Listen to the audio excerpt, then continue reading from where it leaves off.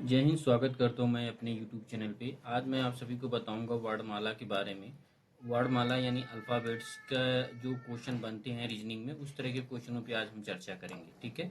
वर्णमाला, आपको पता है कि वर्णमाला क्या होता है। यानी अल्फ़ाबेट्स अल्फ़ाबेट्स में 26 लेटर्स होते हैं, ए से लेके जेड तक। यानी 26 लेटर होंगे, कहाँ से लेके ए टू आपके जेड तक ये अल्फ़ाबेट्स पाए जाते हैं। इसमें 26 लेटर होते हैं और हम इन्हीं चीज़ों पे आज चर्चा करेंगे। और इससे रिलेटेड जो क्वेश्चन बनते हैं उसे किस तरह के आपको क्वेश्चनों कैसे आप सॉल्व कर सकते हैं, पहले हम उन नियमों के बारे में जान लेते हैं, तो किस तरह से आप उन क्वेश्चनों को हल कर सकते हैं। इससे पहले अगर आप हमारे चैनल पे नए हैं तो वीडियो को लाइक कीजिएगा। अगर वीडियो अच्छी लगती है चैनल को सब्सक्राइब कर लीजिए ताकि आने वाली वीडियो आपको मिलती रहे। ठीक है। चलिए हम लोग आगे बढ़ते हैं और स्टार्ट करते हैं। हम पहले इसके नियमों के बारे में जानेंगे, किस तरह से आप इसको हल कर सकते हैं। ठीक है। चलिए हम लोग स्टार्ट करते हैं। देखिए, इसमें पहले जो वर्णमाला में मैंने आपको बताया कि वर्णमाला है, इसके कुछ नियम है। कह रहा है कि इस अध्याय में अंग्रेजी वर्णमाला के अक्षरों के स्थानीय मान के आधार पर अक्षर का दाएं दाएं से या बाएं से स्थान ज्ञात करना होता है। आपको क्या करना होता है कि इस अध्याय में अंग्रेजी वर्णमाला के स्थानीय मान के आधार पर अक्षर के दाएं और बाएं से स्थान ज्ञात करना होता है। इसी क्वेश्चन में इस तरह के क्वेश्चन आपको पूछे जाएंगे। ये जो चैप्टर है, इस चैप्टर से रिलेटिव इस तरह के क्वेश्चन आपको पूछे जाएंगे। इस अध्याय से जो है निम्न प्रकार के प्रश्न पूछे जाते हैं। तो पहला किस तरह का प्रश्न पूछा जाएगा आपको, अक्षरों का दाएं से या बाएं से स्थान ज्ञात करना होता है। अक्षरों का क्या करना होता है, अक्षरों का दाएं से या बाएं से स्थान ज्ञात करना होता है। दूसरा क्या होता है कि अर्थपूर्ण शब्द से वर्णमाला के आधार पर अक्षर युग्म ज्ञात करना होता है।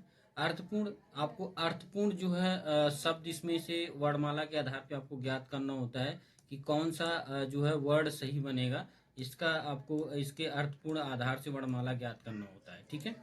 तीसरा है आपका, तीसरा किस तरह से क्वेश्चन पूछा जा सकता है। तीसरा है कि अर्थपूर्ण शब्द के चुने हुए अक्षरों से अर्थपूर्ण शब्द बनाना। जो भी आपको वहां पे अक्षर दिए रहेंगे उससे क्या पूछेगा कि आप एक अर्थपूर्ण शब्द बनाइए। तो इस विषय में भी चर्चा क्वेश्चन पूछा जाएगा। चौथा जो पूछा जाएगा वो अर्थपूर्ण शब्द के अक्षरों से विकल्प का ज्ञात करना होता है। अर्थपूर्ण शब्द के अक्षरों से आपको क्या करना होता है, विकल्प आपको से पूछेगा कि विकल्प इसमें क्या हो सकता है। पांचवा आपका किस तरह से क्वेश्चन पूछा जाएगा कि अर्थपूर्ण शब्द के अक्षरों से विकल्प का शब्द ना बनना।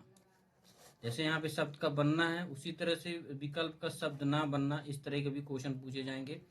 छठा क्वेश्चन जो आपसे जिस तरह से बनेगा वो बनेगा कि अर्थपूर्ण शब्द के को शब्दकोश के अनुसार व्यस्तीकरण करना होता है। मतलब अर्थपूर्ण शब्द जो आपको दिया रहेगा उसको शब्दकोश के आधार पे व्यस्तीकरण किया जाएगा, यानी सुनिश्चित किया जाएगा कि किस तरह से आप इसको सुनिश्चित कर सकते हैं।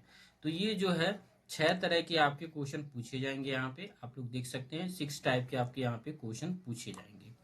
चलिए अब हम लोग तो कुछ और नियम के बारे में जान लेते हैं। देखिए, अंग्रेजी वर्णमाला में कुल कितने अक्षर होते हैं, 26 लेटर्स होते हैं। आपको पता है 26 अक्षर होते हैं ए से लेके जेड तक। ठीक है। तो इसमें कह रहा है कि अंग्रेजी वर्णमाला के अक्षरों का अपना कोई बायां या दायां नहीं होता है। अंग्रेजी वर्णमाला के अक्षरों का अपना कोई बायां या दायां नहीं होता है, बल्कि अक्षरों के दाएं या बाएं को हम अपना बायां या दाएं से प्रदर्शित करते हैं। देखिए, अक्षरों का कोई भी दायां या बायां नहीं होता है, लेकिन अक्षरों के दाएं या बाएं होने से हम अपने दाएं बाएं को प्रदर्शित कर सकते हैं। ठीक है। ये चीजें ध्यान रखने वाली चीज होती हैं। अतः जब भी बाएं से कहा जाए तो ए से गिनना शुरू करेंगे, और जब दाएं से कहा जाए तो जड़ से शुरू करेंगे। जब आपको बायां कहेगा तो आपको कहाँ से करना है, ए से स्टार्ट करना है। ठीक है। और जब आपको दाएं कहेगा तो आपको जेड से स्टार्ट करना है। ये चीजें ध्यान देनी होगी। ठीक है। फिर कह रहा है कि इस अध्याय के प्रश्नों से डबल डायरेक्शन दिया होता है। उदाहरण के लिए आपको बाएं से 10वें और दाएं से 5वां, या फिर दाएं से 7वें के बाएं से 5वां, बायां तथा दायां के आधार पर आधारित प्रश्नों को हल करने के कुछ नियम हैं। ठीक है।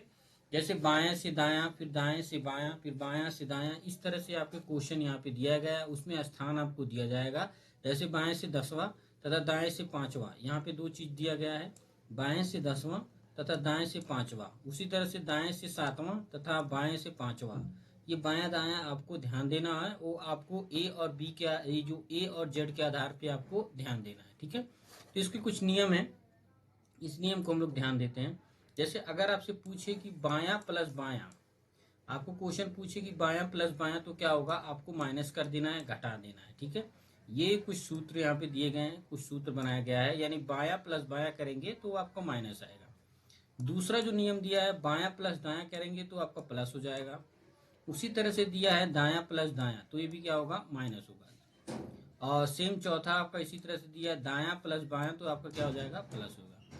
तो ये चीजें अब हम ध्यान देने वाली चीजें होती हैं कि अगर आप मान लीजिए कोई बायां से बायां कहता है तो आपका माइनस होगा, और बायां से दायां कहता है तो आपका प्लस होगा, फिर दायां से प्लस दायां कहता है तो आपका माइनस होगा, और दायां प्लस बायां कहेगा तो आपका क्या होगा, प्लस होगा। तो ये कुछ नियम है, इसको आपको ध्यान देना है।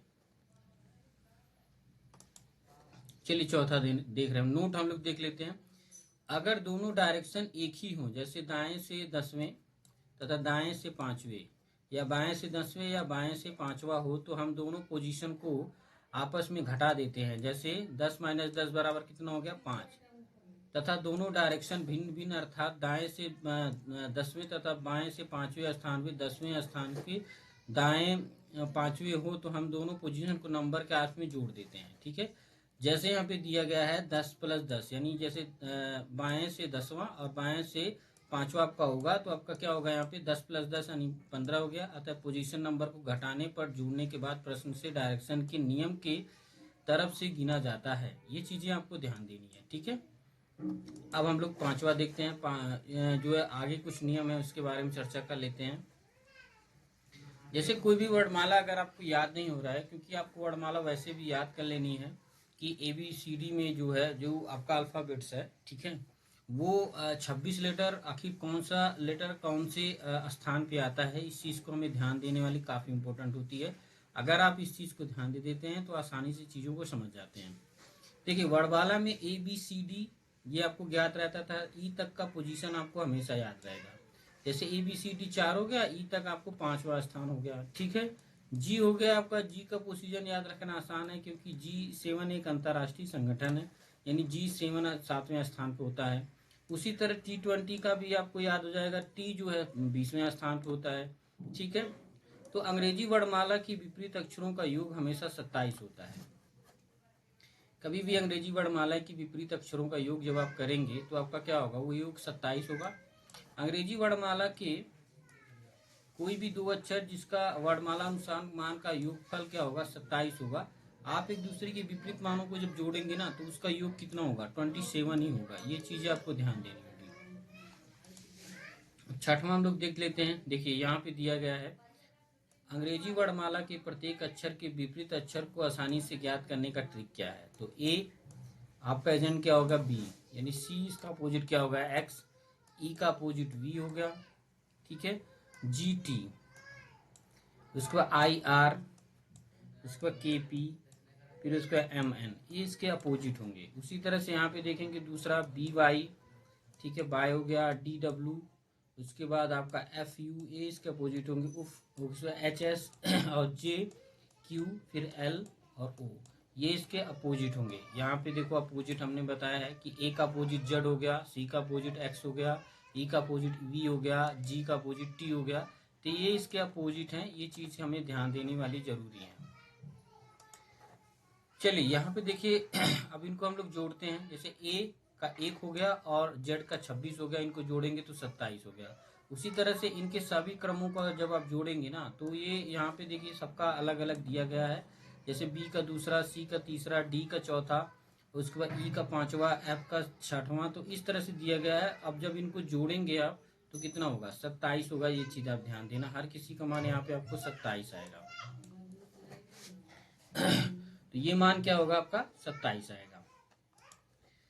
आठवां, आगे हम लोग बढ़ते हैं। आगे बढ़ने के बाद हम लोग ध्यान से देखेंगे, आपने यहाँ पे ये सब चीजों का आपने देख लिया होगा कि ए का मान कितना होता है, ए का, जेड का 26। जब आप इनको जोड़ेंगे तो आपका 27 आएगा मान। ये चीज़ें आपको ध्यान देनी है। आप वैसे भी इसको रट सकते हैं, पढ़ सकते हैं। जब 1-2 बार प्रैक्टिस करेंगे चीज़ें आपको आसानी से समझ में आ जाएंगी।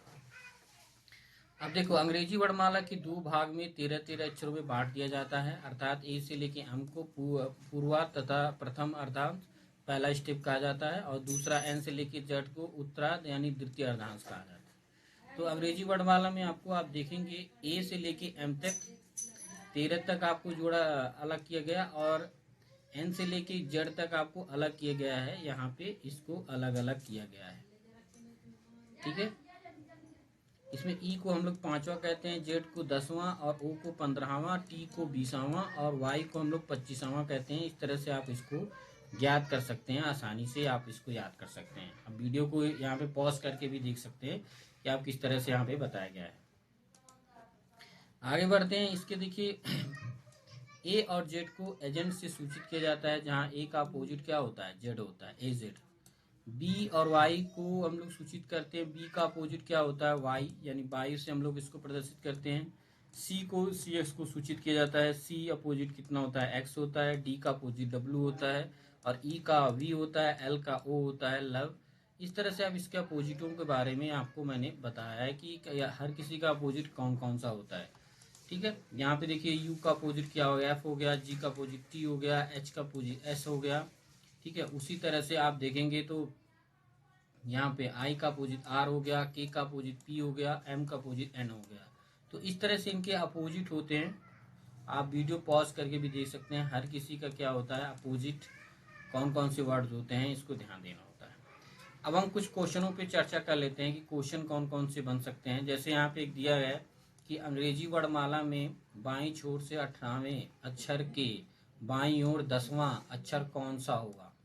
अंग्रेजी वर्णमाला में बाईं छोर से 18वें, बाएं यानी ए से 18वें तक आना है आपको, कि बाईं ओर से 10वां कौन सा होगा। तो देखिए, मैंने आपको क्या बताया, बायां प्लस बायां आपका सूत्र लग जाएगा, बायां प्लस बायां। तो बायां कह रहा है 18वां, और फिर बाएं से कह रहा है 10वां, तो 10 माइनस 18 माइनस 10 करेंगे तो 8 आ जाएगा। और 8वें नंबर पे कौन है, आपका एच है। तो यहाँ से आप इस तरह से कैलकुलेट कर सकते हैं। तो आपका अक्षर कौन सा होगा, यानी बाएं छोर से 18वें अक्षर के बाईं ओर 10वां अक्षर कौन सा होगा, एच होगा, और एच आपका करेक्ट आंसर होगा, ठीक है। यहाँ पे देखो, ये फॉर्मूला आपको यहाँ पे लगाया गया है, तो फॉर्मूला आप आसानी से लगा के इसको सॉल्व कर सकते हैं, ठीक है। चलिए हम लोग दूसरा क्वेश्चन इसी तरह देखते हैं। कह रहा है अंग्रेजी वर्णमाला में बाईं ओर से 15वें अक्षर के दाईं ओर से 10वां अक्षर कौन सा होगा। तो कह रहा है बाईं ओर से 15वें और दाईं ओर से 10वें, तो बायां प्लस यानी बायां और प्लस बायां बराबर प्लस हो गया, ठीक है। तो आपका क्या होगा, यानी 15 प्लस 10 बराबर 25। तो 25वें नंबर पे कौन आता है, वाई आता है। यहाँ पे देखिए, पूरा आपको यहाँ पे सॉल्व आउट किया गया है, और आपका वाई आपका राइट आंसर होगा, ठीक है। तो 25वें नंबर पे कौन सा आएगा, आपका वाई आएगा, और Y is the correct answer, ठीक है। ऑप्शन में देखिए, क्यू दिया है, वाई दिया है, आर दिया है, ओ दिया है।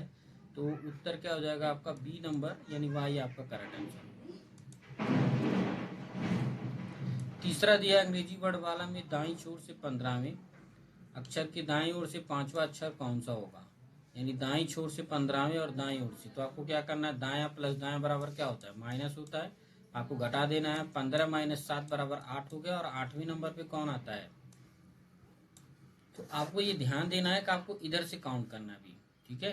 दाएं प्लस दाएं, तो आपको इधर से काउंट करेंगे। दायां कौन सा है आपका, जेड की तरफ से आपको काउंट करना है, या ना कि यहाँ से करेंगे। ये बच्चे बहुत गलती करते हैं। आपको बायां पूछेगा तो आपको यहाँ से ज्ञात करना है, इधर से जाना है। लेकिन दायां पूछ रहा है तो आपको 8वें नंबर से यानी जेड से आप काउंट करेंगे, तो आपका एस नंबर आएगा, और एस आपका करेक्ट आंसर होगा। यहाँ पे एस आपका सी नंबर दिया है, सी इज द करेक्ट आंसर, ठीक है। इसी तरह से हम लोग 15वां क्वेश्चन देखते हैं। कह रहा है अंग्रेजी वर्णमाला में दाईं छोर से 14वां अक्षर के बाईं ओर से 7वां अक्षर कौन सा होगा, यानी दाईं ओर से 14वां। तो दायां प्लस बायां बराबर प्लस हो गया, तो आप इसको जोड़ेंगे, 17 प्लस 7 बराबर 21 हो गया, और आपको बाईं तरफ से इसको काउंट करना है। बाईं ओर से 7वें अक्षर पे कौन सा होगा, तो बायां ओर से अब देखिए दाईं ओर से 14वां और बाईं ओर से 17वां, तो आपको यहाँ पे प्लस काउंट करना है, तो आपको इधर से काउंट करना है, यानी दाएं से आपको इसको ले जाना है इधर। तो आपका कौन सा अक्षर आएगा? एफ आएगा, और एफ आपका क्या होगा? राइट आंसर होगा, इज द करेक्ट आंसर। ठीक है, चलिए हम लोग अंतिम 5 क्वेश्चन हम इस पे चर्चा करेंगे। तो हमारा अंतिम क्वेश्चन है, कह रहा अंग्रेजी वर्णमाला के विपरीत क्रम में लिखे जाएं तो दाएं से तीसरे अक्षर के बाईं ओर 13वां अक्षर कौन सा होगा?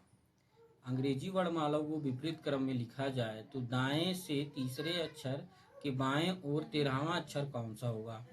यानी विपरीत क्रम में आप लिख रहे हो, तो कह रहा है कि विपरीत क्रम में लिखा, दाया प्लस दाया बराबर प्लस हो गया। अब कह रहा है कि यहाँ पे देखिए दाएं से तीसरा, तो दाएं से तीसरा हो गया, और फिर कह रहा बाएं से 13वां, तो बाया यानी प्लस आपको लगेगा यहाँ पे, तो प्लस हो गया 16वां। अभी इसको काउंट करना है। अब मान लीजिए इसको उल्टा हम लोग कर देंगे, कह रहा है कि विपरीत क्रम में, तो विपरीत क्रम मतलब क्या है? इसको उल्टा कर दीजिए। तो उल्टा करेंगे और आप जब दाएं से इसको जाएंगे तो आपका पी नंबर आपका राइट आंसर होगा। तो P is the correct answer, और यहाँ पे पी आपका ऑप्शन दिया है, तो पी इज द आपका राइट आंसर होगा। ठीक है, तो ये थे कुछ इम्पोर्टेंट नियम और कुछ जानकारी जो वर्णमाला के बारे में मैंने आप सभी को बताया है। आप यहाँ पे रिपीट कर सकते हैं, दोबारा देख सकते हैं। तो आपको मैं बता देता हूँ कि आने वाली वीडियो और भी इम्पोर्टेंट होने वाली है। अगर आपको वीडियो अच्छी लगती है तो लाइक कीजिएगा, शेयर कीजिएगा, और चैनल को आप लोग सब्सक्राइब कीजिएगा। और हम लोग मिलते हैं नेक्स्ट वीडियो में। ये कुछ क्वेश्चन थे जो मैंने आपको चर्चा किया है, और आप लोग ऐसे हमारे चैनल पे बने रहिए।